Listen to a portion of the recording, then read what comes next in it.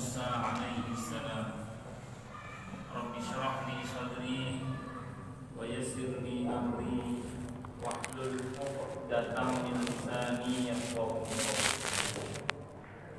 Para alim, para asatidz, para asatidzah, para bapak dan ibu sekalian, hafizani wa hafizakumullah, wabil khusus segenap pengurus masjid Al-Huda yang semoga pengurusnya dan jamaahnya selalu dalam naungan rahmat, barokah, perlindungan serta bimbingan Allah Subhanahu wa taala.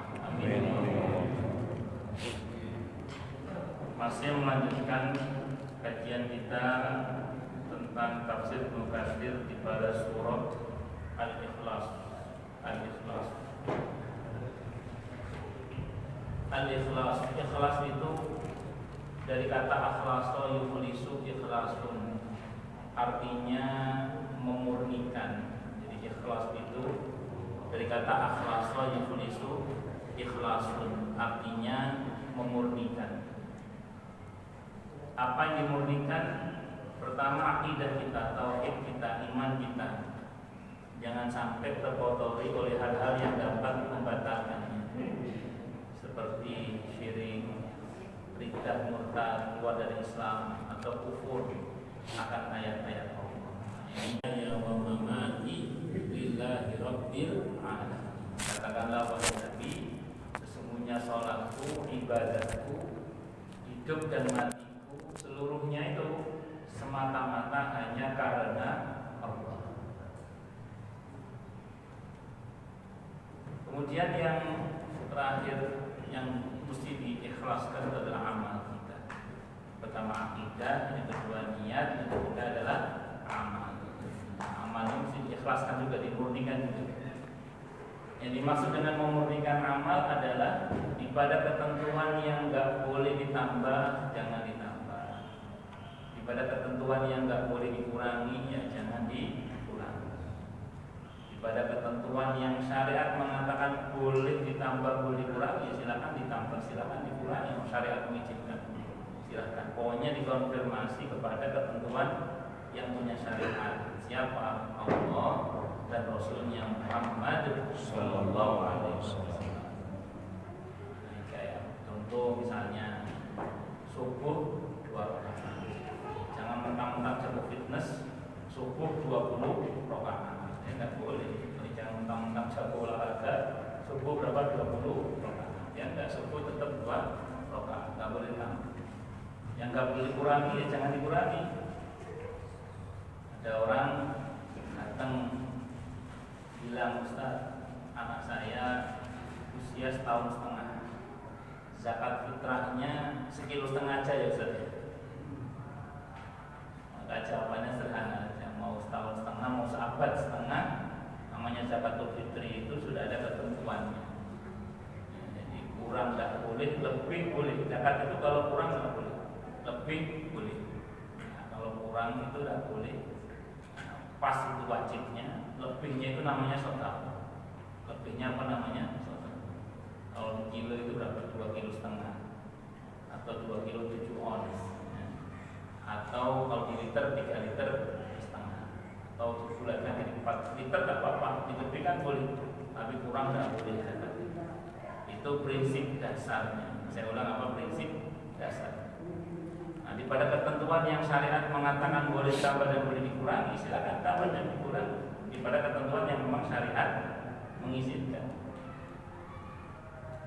Misalnya ada orang nanya saya, ini kalau ya boleh nggak tambah dengan saya, tapi saya sampaikan saja. Nah, saya sudah terawih Ustaz di malam hari, terawih udah witir. Malam saya mau tahajud lagi, boleh nggak Ustaz? Kalau nanya ke saya jawab boleh. Kalau nanya ke saya, jadi saya bukan tambah dasar. Walaupun dalam hadis yang ditarjih banyak para ulama dari segi sanad hadis yang paling sahih tentang Nabi tidak sholat malam di dalam maupun di luar bulan Ramadan lebih dari 11 rakaat. Itu hadis yang paling sahih. Tapi bukan berarti yang lain itu nggak sahih. Karena Imam Nawawi dalam kitab Al-Minhaj Syarah Sahih Muslim menjelaskan pernah menerangkan satu riwayat bahwa Nabi pernah diketahui selesai sholat malam di malam hari dan witir sekalian. Itu setelahnya itu beliau masih sholat lagi 2 rakaat sambil duduk, menunjukkan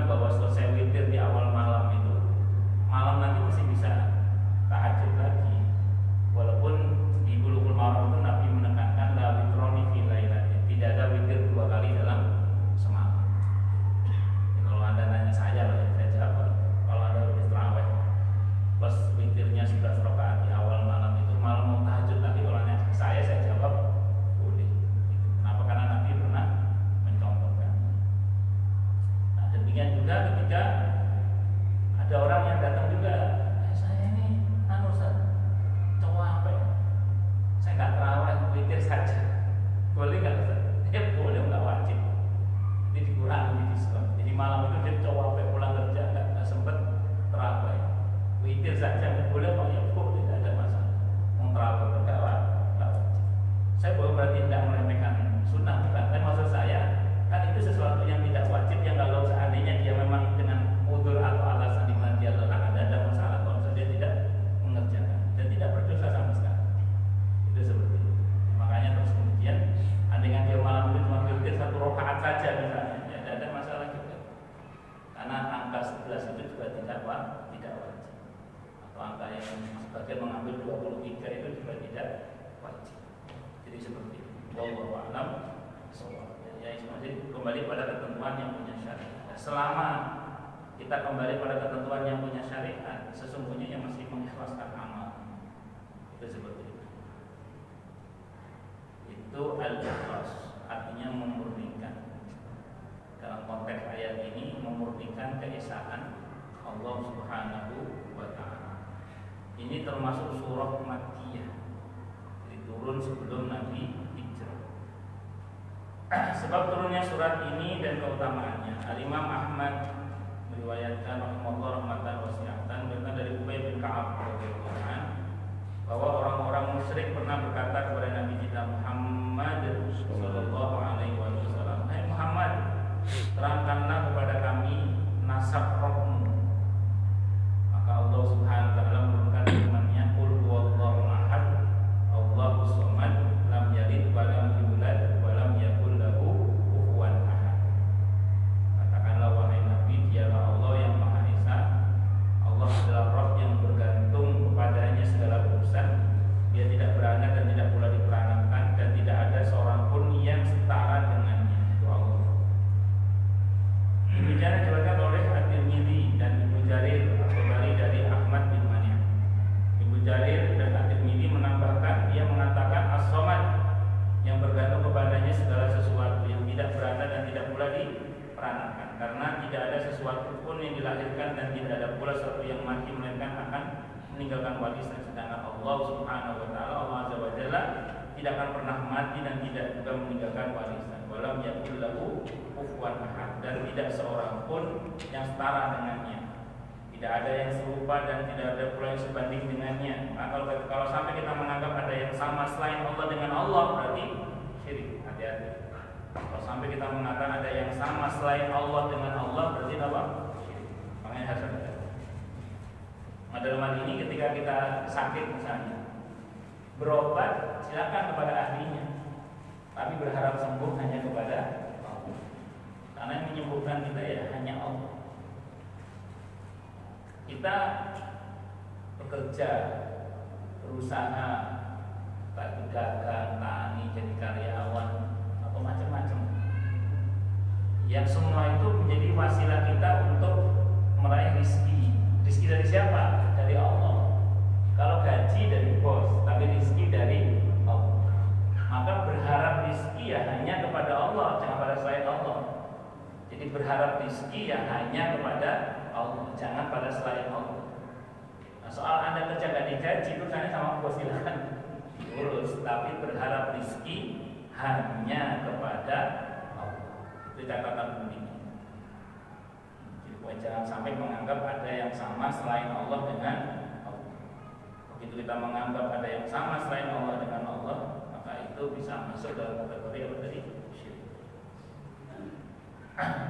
Sependek yang saya ketahui ya, di masa salaful ummah itu syirik itu belum didefinisikan. Jadi kalau ada kejadian baru komentari syirik atau tidak syirik. Contoh misalnya, suatu saat wakal Nabi sedang sidak pasukan. Di antara pasukan itu ada yang menggunakan gelang dari besi. Nabi tanya, gelang apa ini? Ini gelang ya Rasulullah, kalau saya pakai saya ini akan selamat, pokoknya selamat lah. Kata Nabi, lepaskan gelang. Itu syirik. Pertanyaannya gini, boleh nggak laki-laki pakai gelang kayak arwah ciri, boleh nggak? Ya tidak sama sekali. Jadi yang masalah itu adalah kalau kita punya keyakinan yang keliru tentang sesuatu yang kita pakai, maka pakai cincin batu boleh, tidak ada masalah. Yang jadi masalah itu kalau kita punya keyakinan yang keliru tentang batu itu. Walaupun ada beberapa jamaah itu nggak siap kalau ustadznya pakai cincin batu. Ada beberapa jamaah itu nggak siap kalau ustadznya pakai cincin. Padahal ya cincin ini cincin biasa aja, nggak ada masalah. Nah, jadi nggak ada masalah. Yang masalah itu kalau kita punya keyakinan yang keliru tentang cincin. Jadi masalahnya bukan pada cincinnya, tapi pada kekeliruan keyakinannya tentang cincin. Bahwa yang bisa dengan manfaat dan madarat itu hanya Allah. Maka berharap manfaat dan berharap hilangnya madarat ya hanya kepada Allah. Itu dasarnya. Allah. Terus kemudian Ibnu Abbas misalnya pernah mengetahui istrinya itu menggunakan cincin. Terus dia nanya, cincin apa itu sayang? Kalau kata istrinya, ini cincin yang kalau aku pakai aku bisa selamat dari penyakit ain, kata istrinya gitu. Kata beliau, lepaskan cincin itu. Aku lebih suka kamu mati nggak pakai cincin daripada kamu hidup pakai cincin. Jadi persoalannya bukan pada cincinnya sebenarnya. Persoalannya adalah pada keyakinan yang keliru tentang cincin. Itu yang tidak diperbolehkan. Itu seperti itu. Makanya di antara syarat atau pertanda bahwa Allah menunjuk Talut sebagai raja bagi Bani Israel adalah adanya tabut.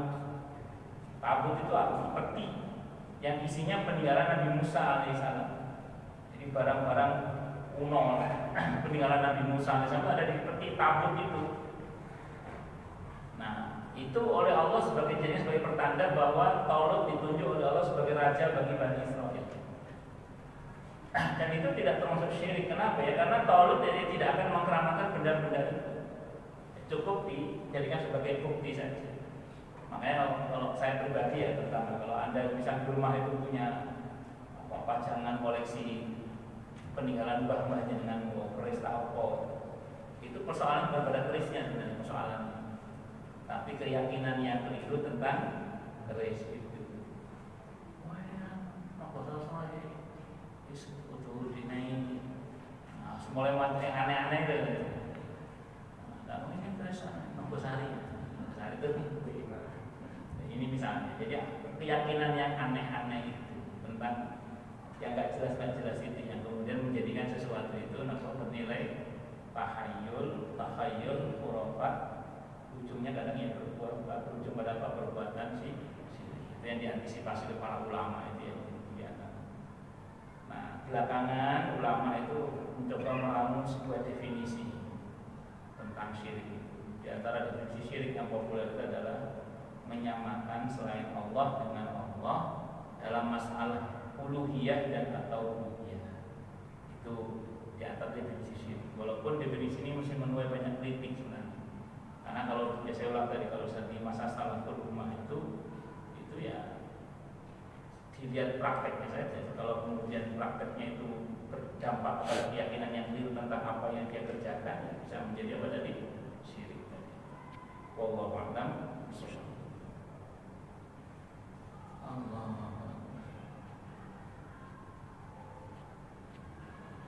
Terus kemudian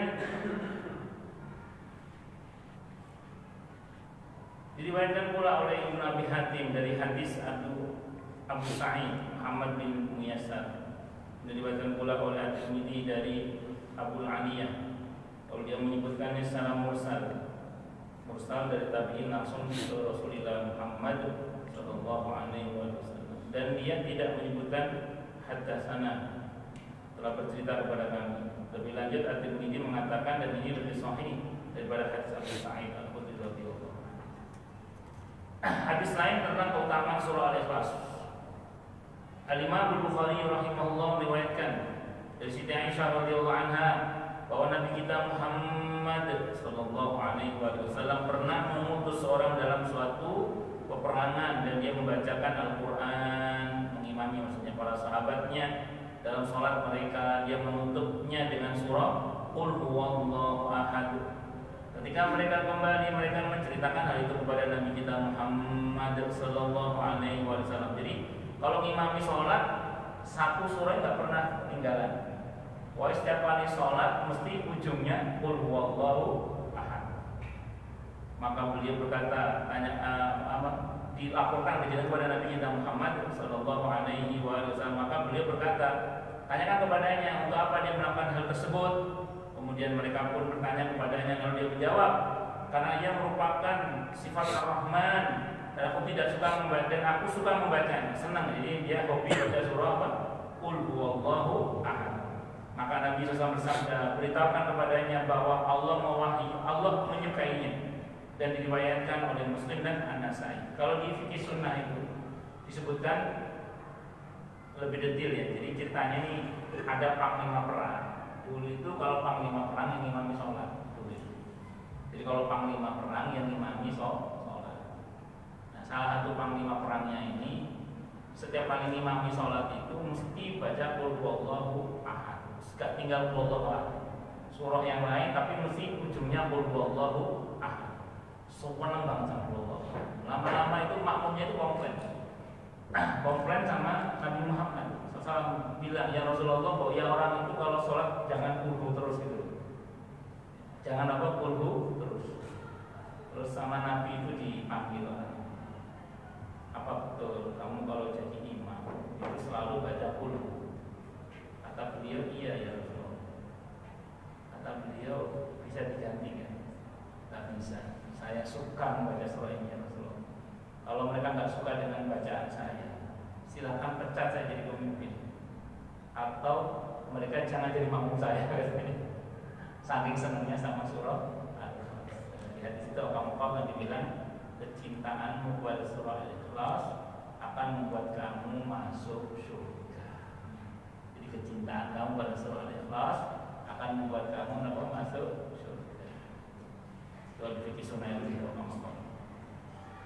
Hadis lain tentang keutamaannya yang menyamai sepertiga Al-Quran. Al-Imam Al-Bukhari rahimahullah meriwayatkan dari Abu Sa'id Al-Khudri radhiyallahu anhu bahwasanya ada seorang mendengar orang lain membaca qul huwallahu ahad yang dia ulang-ulang berkali-kali. Ada orang baca qul huwallahu ahad diulang berkali-kali. Imam Bukhari meriwayatkan. Setelah pagi hari tiba, dia mendatangi Nabi kita Muhammad sallallahu alaihi wasallam dan menceritakan peristiwa itu kepada beliau. Dan orang itu merasa masih terlalu sedikit membacanya, semua bolak-balik itu mongso titik pada. Maka Nabi kita Muhammad sallallahu alaihi wasallam bersabda, demi Rabb yang jiwa berada di tangannya, sesungguhnya surat itu menyamai sepertiga Al-Quran. Diriwayatkan oleh Abu Dawud dan An-Nasai. Makanya kalau ada orang baca Al-Ikhlas qul huwallahu ahad sampai akhir, terus kemudian 3 kali, itu berarti nilai pahalanya sama dengan khatmul Quran. Nilai pahalanya sama dengan apa? Khatmul Quran. Tapi jangan nakal ya, terus kalau itu nggak usah baca Quran, Al-Ikhlas saja 3 kali, bagaimana itu? Saya ditanya orang, kan sama saja Pak Ustaz, sama saja itu Pak Ustaz, yang baca Al-Ikhlas 3 kali itu sudah sama dengan Khatmul Quran. Jadi kita kan tidak harus membaca dari Al-Fatihah sampai surah An-Nas, karena 3 kali saja sudah sama dengan Khatmul Quran Pak Ustaz. Maka saya jawab ini, satu telur puyuh itu katanya, ini kata pakar gizi atau betul apa katanya, satu telur puyuh itu kalorinya sama dengan nasi goreng 1 piring. Saya ulang ya, satu telur puyuh itu katanya, ini katanya, kata ahlinya ini, saya pernah mendengar dan membaca juga. Satu telur puyuh itu kalorinya itu katanya sama dengan 1 piring nasi goreng. Nggak tahu spesial apa enggak, saya nggak ngerti. Pakai hati ampol juga nggak tahu. Pokoknya nasi goreng. Supaya apa? Satu piring nasi goreng. Itu Dr. Zaidul Akbar itu pernah rilis video di Facebook itu tentang bahaya makan nasi goreng. Begitu saya dengar videonya Dr. Zaidul Akbar tentang bahaya nasi goreng, saya berhenti. berhenti nonton videonya. Bukan berhenti nanti nah ya, dia kan punya ijtihadnya sendiri. Kalau saya punya ijtihad, pokoknya yang kalau menurut Allah halal thayyib ya saya makan. Halal thayyib, yang penting tidak israf berlebihan. Karena Allah itu suka kalau nikmatnya itu dinikmati. Allah itu suka kalau nikmatnya dinikmati. Bismillah saya makan aja. Yang penting halal thayyib dan tidak berlebihan. Bismillah. Nah, soal beliau punya pendapat dari sisi medis itu hak beliau, tidak apa-apa. Tapi itu tadi saya ngomong sama istri, pokoknya yang saya share yang manfaat saja. Kalau yang bahaya enggak saya tonton. Nah, saya mau cerita. Sekarang saya mau tanya, telur puyuh, satu telur puyuh kalorinya sama dengan nasi goreng satu piring. Saya tanya sama yang bersangkutan, saya tanya. Sekarang gini, sama nggak rasanya makan telur puyuh satu dengan makan nasi goreng sepiring? Rasanya? Ya beda. Secara rohani spiritual tetap beda mas, rasanya baca Quran dari Al-Fatihah sampai An-Nas itu tetap beda dengan ya kalau kita cuma baca kulhu berapa 3. Bisa dipahami ya? Nah, dan tentu juga nikmatnya ke tubuh itu juga beda, keruhan itu juga beda, dan tentu di hadapan Allah kadar pahalanya juga pasti berbeda, walaupun sama itu kan ya karena ada yang sama, tapi tidak lantas 100% bersama. Itu seperti ya kayak gitulah. Jadi kata-kata sepertiga Al-Quran, berarti orang yang baca kulhu 3 kali sama dengan khatmul Quran itu mirip kira-kira kayak gitu ceritanya. Makan satu telur puyuh itu nilai kalorinya sama dengan makan nasi goreng satu piring, tapi tetap lebih enak mana? Ya, nasi goreng, nasi goreng spesial lagi. Allah. Nah, tapi ini tentang keutamaan al-ikhlas ya, supaya kita ini juga selalu perhatian terhadap surah ini. Makanya di antara zikir pagi dan petang itu apa? Baca surah al-ikhlas. Hadis lain tentang bacaan surat ini mengharuskan pembacanya masuk surga. Imam Malik bin Anas meriwayatkan dari Ubaidillah bin Abdurrahman dari Ubaid bin Haim. Dia berkata, aku pernah mendengar Abu Hurairah radhiyallahu berkata, aku pernah pergi bersama Nabi kita Muhammad sallallahu alaihi wasallam, lalu beliau mendengar seorang membaca qul huwallahu ahad. Maka Rasulullah sallallahu alaihi wasallam bersabda, wajib baginya. Kutanyakan apa yang wajib? Beliau menjawab, surga. Diriwayatkan oleh At-Tirmidzi dan An-Nasai dari hadis Malik. At-Tirmidzi mengatakan hasan gharib, Hasan sahih gharib. Kalau ada istilah hadis hasan sahih gharib itu berarti hadis ini diriwayatkan dari jalur hasan, tapi juga ada dari jalur sahih. Cuman gharib itu jalur riwayatannya itu sedikit katanya. Kami tidak mengetahuinya kecuali dari hadis Malik dan telah juga disebutkan sebelumnya, kecintaanmu padanya surah Ikhlas akan memasukkanmu ke dalam surga. Versi hadis Ahmad, Musnad Ahmad. Allah. Hadis lain. Ini, jadi kalau kita wajib, kalau kita senang baca surah dari Al-Ikhlas. Hadis lain Abdullah bin Imam Ahmad. Abdullah ini putranya Imam Ahmad yang nulis Musnad Ahmad bin Hanbal. Itu putranya Abdullah. Hadisnya sekitar 27.000 yang tertulis dari sekian banyak hafalan Imam Ahmad. Imam Ahmad itu punya Imam Bukhari. Imam Bukhari itu gelarnya Al-Amirul Mu'minin fil Hadis. Terkenal hafal 300.000 hadis. Gurunya Imam Ahmad itu terkenal hafal 1 juta hadis. Yang tertulis cuma berapa? 27.000 hadis. Makanya kalau belajar itu jangan cuma mengandalkan literasi, karena yang tertulis itu tidak lebih banyak daripada yang tersimpan di dada-dada para ulama.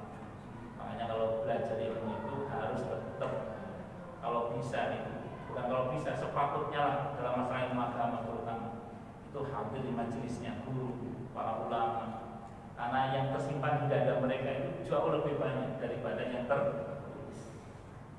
Imam Syafi'i itu rahimahullah rahmatan wasi'ah terkenal hafal kurang lebih 600.000 hadis. Dalam Musnad Syafi'i itu cuma 1900 sekian. Sahih Bukhari itu kalau dengan pengulangannya sekitar 7.000 sekian. Dengan pengulangan hadis pokoknya cuma 2.700 sekian. Itu hadis Bukhari. Padahal beliau hafalnya berapa? 300.000. Berarti yang nggak tertulis itu lebih banyak. Makanya kalau belajar ilmu agama harus kalau bisa itu, kalau bisa sepatutnya itu juga hadir di majelis-majelisnya para ulama. Jangan cuma belajar secara otodidak. Belajar baca sendiri itu penting, tapi datang di majelis ilmu itu tidak kalah penting. Karena ada orang yang bilang saya melalui jamaah lapor. Ada orang yang lapor jamaah saya, kamu ngapain sih mau ngaji datang ke majelis taklim segala. Sekarang ada YouTube, ada radio, ada televisi dakwah. Ngapain kalau datang ke masjid, datang ke majelis taklim segala. Saya jawab itu orang keliru, nggak paham tentang keutamaan hadir di majelis ilmu, hadir di majelisnya guru, apalagi di majelisnya para ulama. Karena tadi yang tersimpan di dada-dada para ulama itu lebih luas lagi dibandingkan dengan yang tertulis.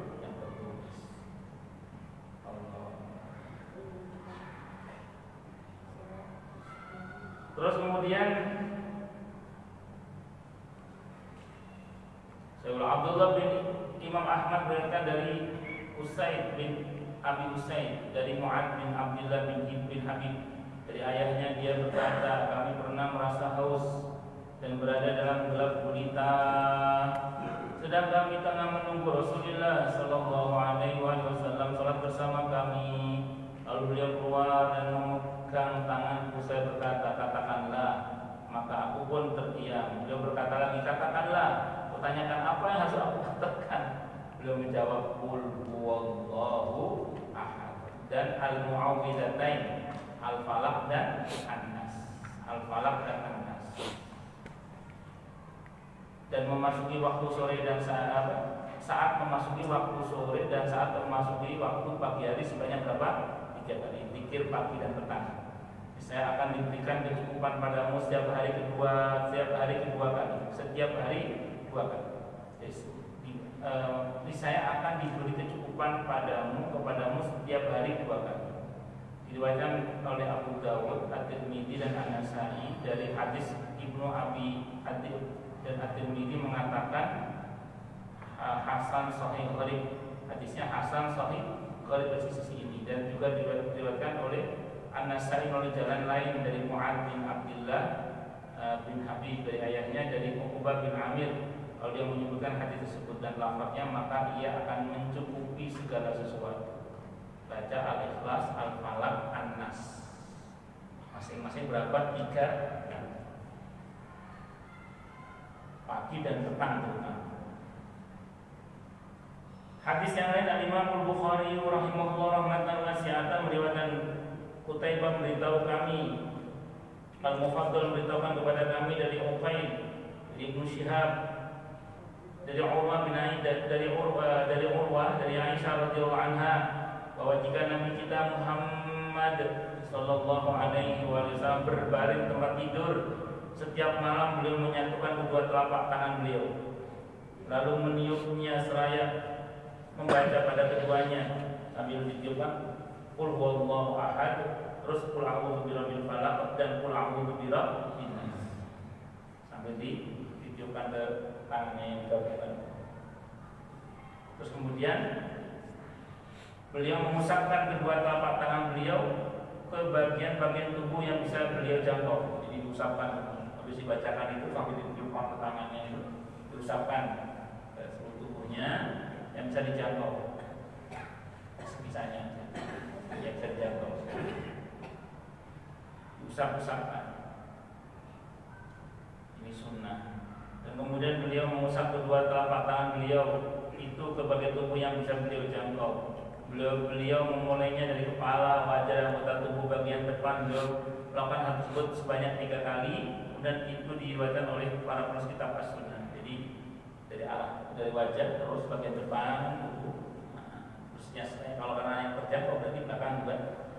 3 kali belum melakukan. Dibacakan surah Al-Ikhlas, Al-Falaq dan An-Nas. Telapak tangannya digabungkan. Ya, bacaan apa? Allahu Akbar, Allahu Samad, lam yalid wa lam yulad wa lam yakul lahu kufuwan ahad. Terus qul a'udzu birabbil falaq min syarri ma khalaq wa min syarri ghasiqin idza waqab wa min syarri nafatsati fil 'uqad wa min syarri hasidin idza hasad. Qul a'udzu birabbin nas, malikin nas, ilahin nas, min syarril waswasil khannas alladzi yuwaswisu fi sudurin nas minal jinnati wan nas. Sekali-sekali, kalau hadisnya enggak diulang berapa kali? Berarti 3 kali. 3 kali. Terus baca lagi berarti ya usap lagi. Terus baca lagi usap lagi. 3 kali. Sebelum apa?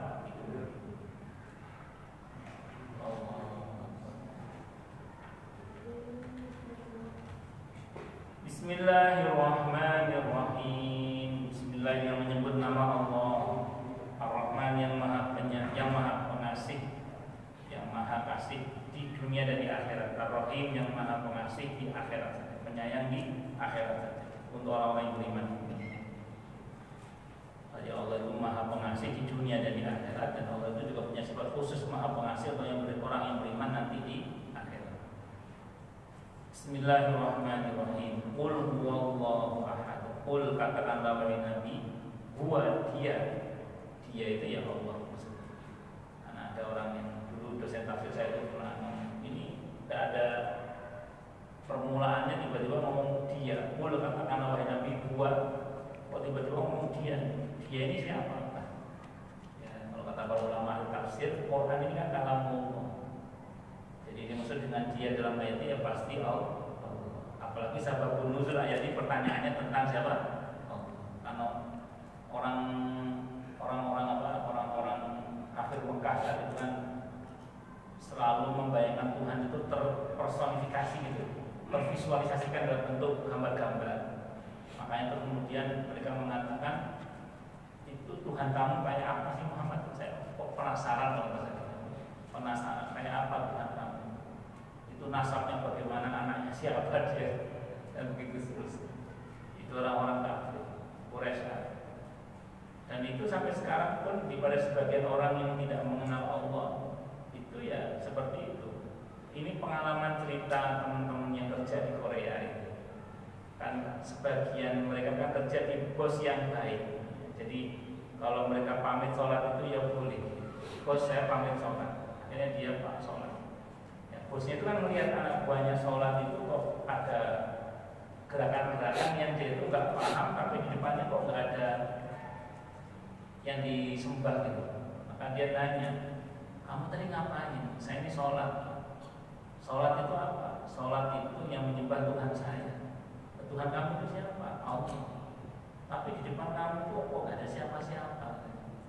Apa perlu saya buatkan patung? Tidak apa perlu saya buatkan patung, kata bosnya itu. Karena anggapan mereka itu yang dalam anggapan mereka Tuhan itu ya terpersonifikasi gitu. Jadi ada visualisasinya, ada bentuknya gitu. Padahal ya Allah itu tidak seperti makhluk. Nah, kalau Allah berbentuk berarti Allah terbatasi oleh ruang dan makanya Allah itu nggak sama dengan makhluk. Katakan qul huwallahu ahad. Allah itu pokoknya huwa. Adapun Allah itu adalah Allah ahad. Allah sebagai zat yang maha tunggal, maha satu. Jadi tidak ada duanya, itu Allah. Allahu samad. Allah itu tempat bergantung, tempat berharap, tempat berserah kita. Itu Allah. Lam yalid, Allah itu tidak melahirkan, walam yulad, dan tidak pula dilahirkan. Nah, kalau ada Tuhan yang dilahirkan, nah pertanyaannya sebelum dia lahir Tuhannya siapa? Paham apa itu? Kalau ada Tuhan itu dilahirkan, saya ulang, kalau ada Tuhan dilahirkan, pertanyaannya, ini pertanyaannya, sebelum dia dilahirkan Tuhannya itu siapa? Itu pertanyaannya. Kan itu yang dikatakan oleh Nabi Musa kepada Fir'aun. Ketika kemudian Fir'aun itu ngaku sebagai Tuhan dan bertanya sama Nabi Musa, "Lah kalau Tuhan kamu itu Allah, Allah itu siapa?" Jawab Nabi Musa, "Rabbi wa rabbukum wa rabbi wa rabbukum wa rabbu abaikumul awwalin." Ya. Allah itu ya Rabbku, Tuhanku, Tuhanmu juga, dan Tuhan bapak-bapak kamu sebelum kamu. Di situ banyak pasukan Fir'aun yang taubat, akhirnya beriman sama Nabi Musa. Kenapa? Karena mereka jadi mikir kemudian. Nah, kalau sekarang yang dituhankan Fir'aun, nah, sementara Fir'aun ini adalah anak dari bapak atau ibunya. Pertanyaannya, sebelum dia lahir, Tuhannya Fir'aun ini siapa? Jadi sebelum Fir'aun lahir, Tuhannya itu siapa? Berarti kan nggak mungkin, nggak ada Tuhan sebelum Fir'aun. Berarti batal konsep ketuhanannya Fir'aun. Makanya terus kemudian banyak orang yang tobat masuk ajaran agamanya Nabi Musa alaihi salam. Maka termasuk diantara ketentuan yang disebut tentang Tuhan itu adalah dia harus pernah menciptakan bumi, langit dan bumi. Karena kalau sampai ada orang yang mengaku sebagai Tuhan, kalau dia tidak pernah punya prestasi menciptakan langit dan bumi, pertanyaannya sebelum ada atau kan dia ada setelah adanya langit dan bumi. Pertanyaannya sebelum dia ada langit dan bumi ini terus yang menciptakan siapa? Terus Tuhannya siapa? Makanya gini, saya mohon maaf ya, konsep-konsep ketuhanan yang berbasis makhluk itu batil semua. Konsep-konsep ketuhanan yang berbasis makhluk itu lalu batil semua. Allah. Makanya kalau sampai ada orang saya mengaku sebagai Tuhan, pasti enggak benar.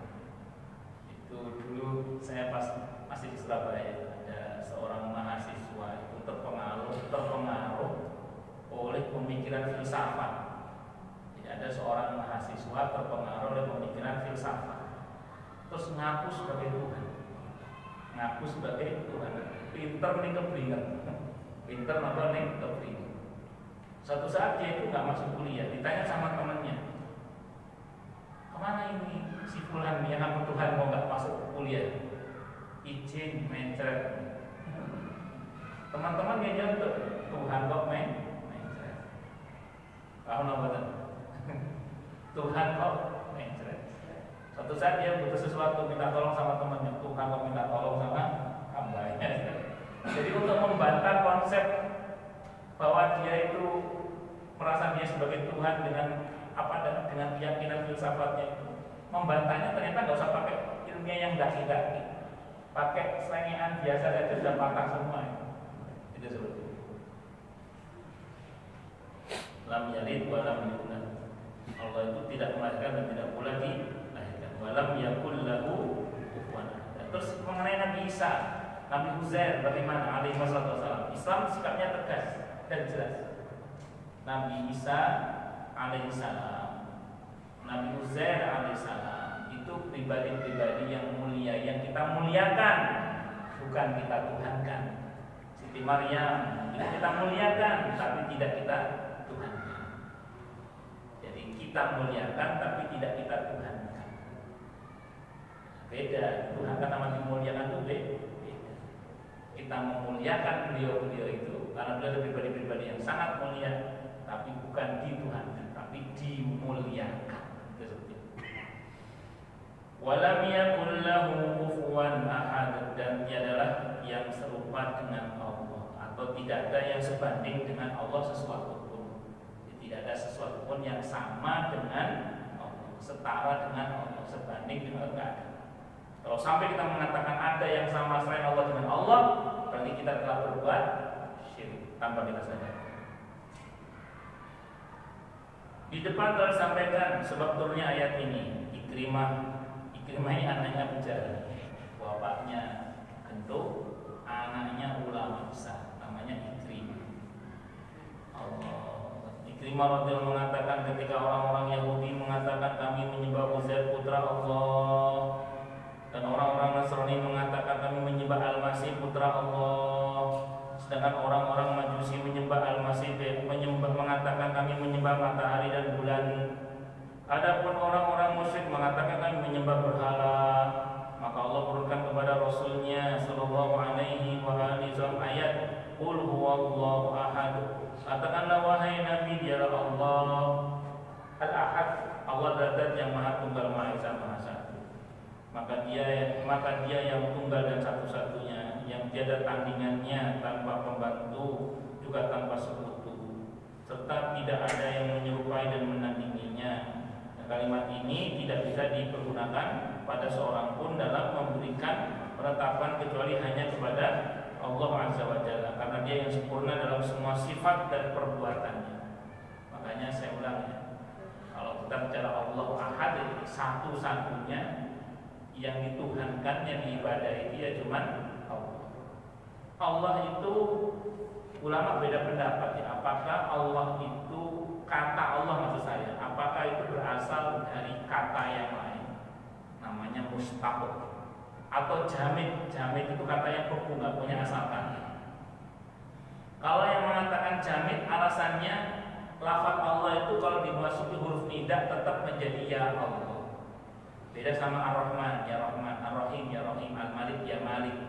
Ada perubahan alnya hilang. Tapi kalau Allah, ya Allah tetap berarti nggak berubah, tidak jadi ya ilah, enggak, tetap menjadi ya Allah. Kan ada ya elah, kan ada itu. Kalau sesungguhnya kalau Allah itu nggak berubah, tetap ya Allah, tidak ya elah itu kan, ya ilah itu kan. Aslinya itu tetap ya Allah. Makanya kata para ulama, berarti kata Allah ini jamid, tidak punya asal kata. Tapi ada ulama itu yang mengatakan tidak, lafaz Allah ini ada asal katanya, yaitu dari kata ilahun. Dari kata apa? Ilahun. Ilahun itu maknanya satu al-ma'bud, yang diibadahi. Jadi yang berhak diibadah itu ya hanya Allah, selain Allah ya tidak, itu al-ma'bud. Nah, itu ada juga yang memaknai ilahun itu dengan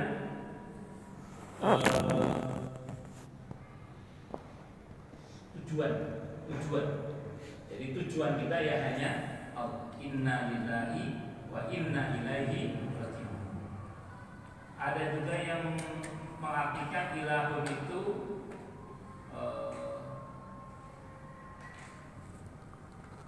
yang dinomor satukan.